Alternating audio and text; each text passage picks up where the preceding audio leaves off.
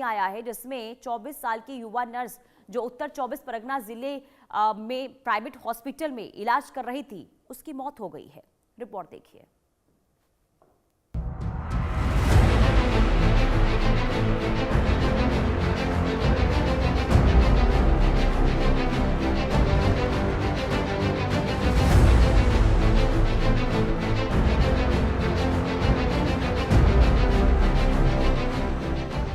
आ चुका है नया डेथ वायरस, कर देगा फिर दुनिया को बेबस।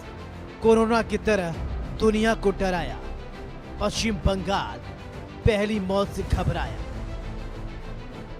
नए डेथ वायरस अब हमारे दरवाजे पर दस्तक दे रहा है। क्या ये नई महामारी की शुरुआती संकेत है जो हजारों जिंदगियां लील सकता है?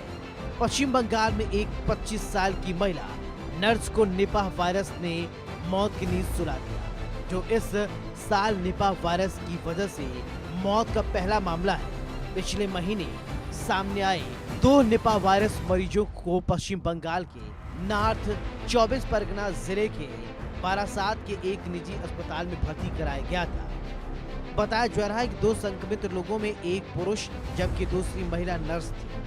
पुरुष नर्स को इलाज के बाद पूरी तरीके से स्वस्थ होने के बाद पिछले महीने ही अस्पताल से छुट्टी दे दी गई थी, लेकिन महिला नर्स की हालत लगातार गंभीर बनी रही। महिला नर्स की हालत इस कदर खराब थी कि उन्हें कई दिनों के लिए आईसीयू में भी रखा गया था। डॉक्टरों की टीम महिला नर्स पर लगातार नजर बनाए हुए थी। बताया जा रहा है कि कुछ दिन पहले जब महिला नर्स का एक बार फिर टेस्ट कराया गया तो इस बार उसकी रिपोर्ट निगेटिव आई थी, लेकिन इसके बावजूद भी उसकी हालत में कोई सुधार नहीं हो रहा था।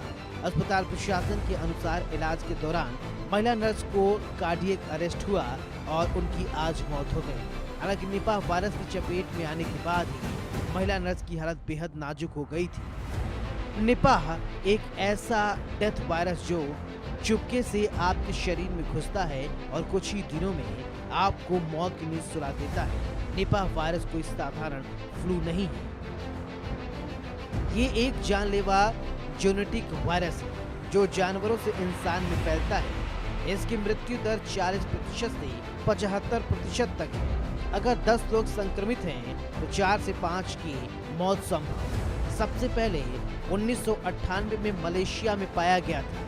मलेशिया में सुअरों और किसानों को अपना शिकार बनाया। भारत में 2001 से छुटपुट रूप से हमला कर रहा है। अब समझिए ये वायरस कैसे फैलता है ताकि आप खुद को बचा सकें। निपाह का मुख्य होस्ट फ्रूट बैट्स है, यानी वो चमगादड़ जो फल खाते हैं और बीमार नहीं पड़ते। ये वायरस बैट्स के लार या मल से फैलता है। अगर आप कच्चा खजूर का रस पीते हैं जो बैट्स ने चाटा हो या संक्रमित फल खाते हैं तो खतरा है। सुअर या घोड़ों जैसे जानवरों से भी यह इंसान में आ सकता है। अब सबसे डरावनी बात है ये इंसान से इंसान में भी फैलता है, खासकर अस्पतालों में संक्रमित मरीजों की लार, खांसी या सांस से संपर्क होने पर फैलता है। बंगाल के इस केस में नर्सेस शायद किसी संक्रमित मरीज के संपर्क में आई। कल्पना कीजिए अगर ये शहरों में फैल गया तो अस्पताल कितने खतरनाक हो जाएंगे।